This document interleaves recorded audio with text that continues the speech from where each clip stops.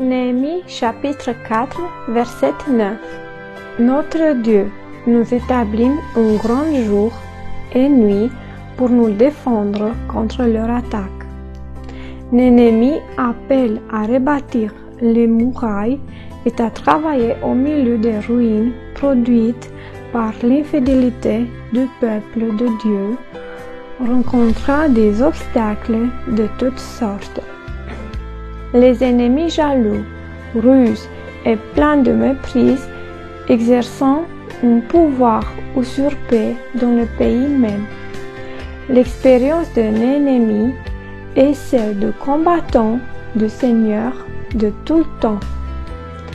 Nous n'avons pas à lutter contre la chair et le sang, mais par contre les esprits méchants, comme dit dans Ephésiens chapitre 6, verset 12.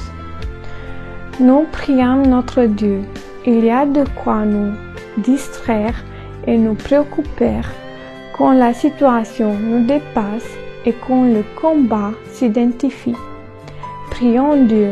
La prière est un bouclier, un cercle protecteur autour de l'enfant de Dieu. La prière est l'offensive déchaînée en son nom contre l'ennemi et ses ruses. Elle touche un domaine qui la chair et le sang ne pouvant atteindre.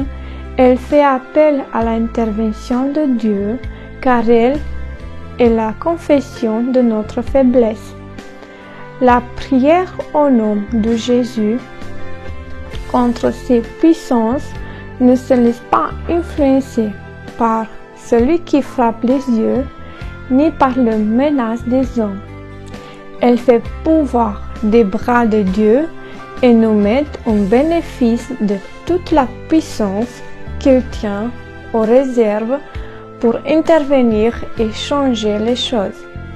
La prière nous communique la force et la vigilance qui nous conduisent hors de toute passivité dangereuse. Comme l'ennemi, nous établissons un grand jour et une nuit.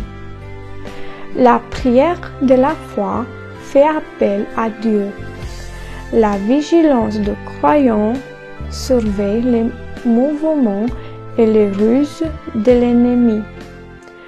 Tant de chrétiens succombent parce qu'ils traitent avec la chair et le sang, le péché, le monde, les hommes, la famille, comme si Dieu n'avait jamais averti, comme s'il n'y avait pas d'ennemi spirituel.